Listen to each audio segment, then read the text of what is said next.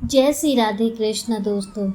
इस वीडियो में मैं आज आपको महालक्ष्मी व्रत की 3 पौराणिक कथाओं का श्रवण कराने जा रही हूँ। माँ लक्ष्मी की कृपा आप सबके जीवन में हमेशा बनी रहे। आइए शुभारंभ करते हैं पहली कथा का। पौराणिक कथा अनुसार प्राचीन काल में एक बार एक गांव में गरीब ब्राह्मण रहता था। वह भगवान विष्णु का परम भक्त था। एक दिन उसकी भक्ति से खुश होकर भगवान विष्णु ने उसे दर्शन दिए और मन चाहा वरदान मांगने को कहा। ब्राह्मण ने कहा कि उसके घर में हमेशा माँ लक्ष्मी का वास हो। इस इच्छा को जानने के बाद विष्णु जी ने कहा कि उसे लक्ष्मी तो प्राप्त हो सकती है, लेकिन इसके लिए उसे थोड़ा प्रयत्न करना होगा। भगवान विष्णु ने कहा कि मंदिर के सामने एक स्त्री रोज आती है और यहाँ आकर उपले पातती है। तुम बस अपने घर उन्हें आने का निमंत्रण देना। वह स्त्री ही देवी माँ लक्ष्मी है। अगर वह स्त्री तुम्हारे घर आती है तो तुम्हारा घर धन्य धान्य से भर जाएगा। इतना कहकर भगवान विष्णु वहाँ से अदृश्य हो गए। अगले दिन सुबह 4 बजे ब्राह्मण मंदिर के सामने बैठ गया और जब धन की देवी माँ लक्ष्मी उपले पातने आई तो ब्राह्मण ने उन्हें अपने घर में आने का निवेदन किया। ब्राह्मण के व्यक्तित्व को सुनकर लक्ष्मी समझ गई कि ये सब विष्णु जी का किया धराया है। माता लक्ष्मी ने कहा कि तुम 16 दिन तक महालक्ष्मी व्रत को विधि पूर्वक करो और रात दिन चंद्रमा को अर्घ्य दो, तो मैं तुम्हारे घर आऊंगी।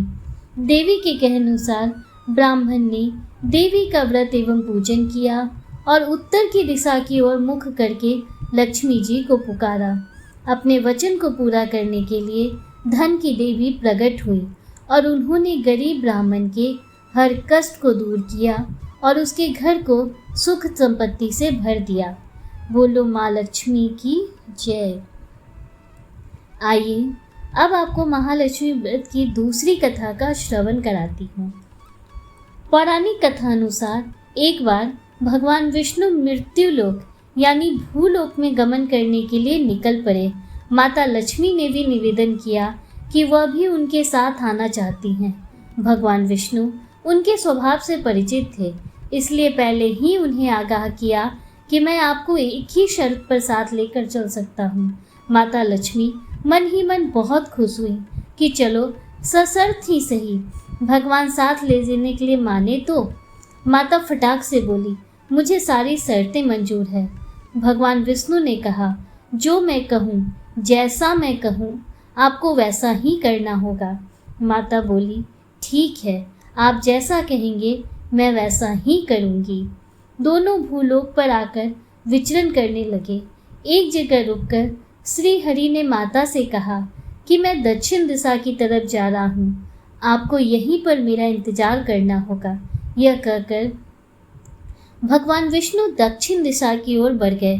अब माता को जिज्ञासा हुई कि दक्षिण दिशा में ऐसा क्या है जो भगवान मुझे वहां नहीं ले जाना चाहते। माता का स्वभाव तो वैसे भी चंचल ही माना जाता है। उनसे वहां पर ज़्यादा देर नहीं रुका गया और वे भगवान विष्णु की तरफ ही बढ़ने लगी।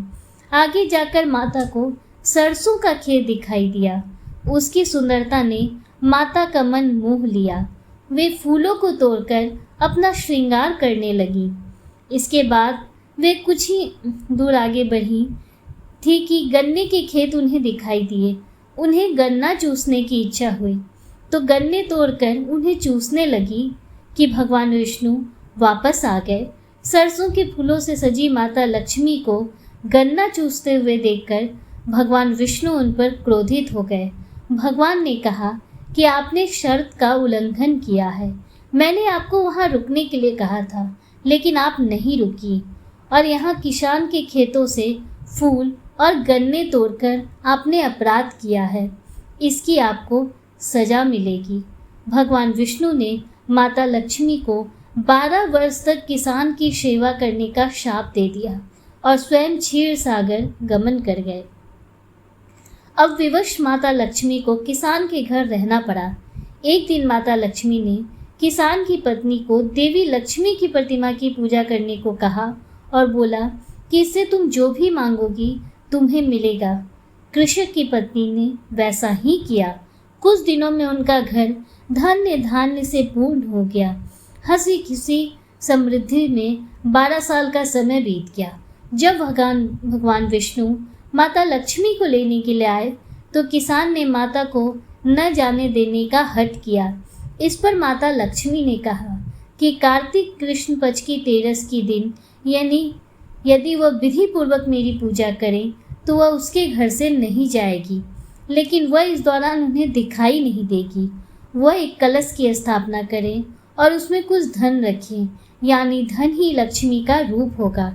इस प्रकार तेरस के दिन किसान ने माता के बताए अनुसार ही पूजा कर कलश स्थापना की और किसान का घर धन्य धान्य से पूर्ण रहने लगा। तब से लेकर आज तक धनतेरस पर माता लक्ष्मी की पूजा करने की परंपरा भी चली आ रही है। बोलिए माँ लक्ष्मी की जय। आइए अब आपको महालक्ष्मी व्रत की तीसरी कथा का श्रवण कराती हूँ। तीसरी कथा महाभारत काल से जुड़ी हुई है। महाभारत काल के दौरान एक बार महर्षि वेद व्यास जी ने हस्तिनापुर का भ्रमण किया। महाराज धृतराष्ट्र ने उन्हें अपने राजमहल में पधारने का आमंत्रण दिया। रानी गांधारी और रानी कुंती ने मुनि वेद व्यास से पूछा कि हे मुनि, आप बताएं कि हमारे राज्य में धन की देवी माँ लक्ष्मी और सुख समृद्धि कैसे बनी रहे। यह सुनकर वेद व्यास जी ने कहा कि यदि आप अपने राज्य में सुख समृद्धि चाहते हैं तो प्रतिवर्ष अश्विनी कृष्ण अष्टमी को विधिवत श्री महालक्ष्मी का व्रत करें। मुनि की बात सुनकर कुंती और गांधारी दोनों ने महालक्ष्मी व्रत करने का संकल्प लिया। रानी गांधारी ने अपने राजमहल के आंगन में 100 पुत्रों की मदद से विशालकाय गज का निर्माण करवाया और नगर की सभी स्त्रियों को पूजन के लिए आमंत्रित किया, परंतु रानी कुंती को निमंत्रण नहीं भेजा। जब सभी महिलाएं गांधारी के राजमहल पूजन के लिए जाने लगीं तो कुंती उदास हो गई। माता को दुखी देखकर पांचों पांडवों ने पूछा कि माता, आप उदास क्यों हैं? तब कुंती ने सारी बातें बता दी। इस पर अर्जुन ने कहा कि माता, आप महालक्ष्मी पूजन की तैयारी कीजिए, मैं आपके लिए हाथी लेकर आता हूँ। ऐसा कहकर अर्जुन इंद्र के पास गए और इंद्रलोक से अपनी माता के लिए ऐरावत हाथी लेकर आए। जब नगर की महिलाओं को पता चला कि रानी कुंती के महल में स्वर्ग से ऐरावत हाथी आया है तो सारे नगर में शोर मच गया। हाथी को देखने के लिए पूरा नगर एकत्र हो गया और सभी विवाहित महिलाओं ने विधि विधान से महालक्ष्मी का पूजन किया। पौराणिक मानता है कि इस व्रत की कहानी को 16 बार कहा जाता है और हर चीज़ या पूजन सामग्री 16 बार चढ़ाई जाती है। बोलिए माँ लक्ष्मी की सदा ही जय। उम्मीद करती हूँ कि महालक्ष्मी व्रत से जुड़ी ये कथाएं आपको पसंद आई होंगी और वीडियो आपको अच्छा लगा होगा। अगर वीडियो आपको अच्छा लगा हो तो वीडियो को लाइक कीजिए, दूसरों के साथ शेयर कीजिए, कमेंट में हर हर महादेव, जय श्री राधे कृष्णा जरूर लिखिए। अगर आप हमारे चैनल पर पहली बार आए हैं तो चैनल को सब्सक्राइब कीजिए। हमारे चैनल पर प्रतिदिन सुबह में पौराणिक कथाओं का श्रवण कराया जाता है, इसलिए बेल आइकन जरूर प्रेस कीजिए जिससे आगे भी आपको ऐसी ही रोचक जानकारियाँ प्राप्त होती रहें। मिलते हैं आपसे अगले वीडियो में, तब तक के लिए हर हर महादेव, जय श्री राधे कृष्णा, राधे राधे।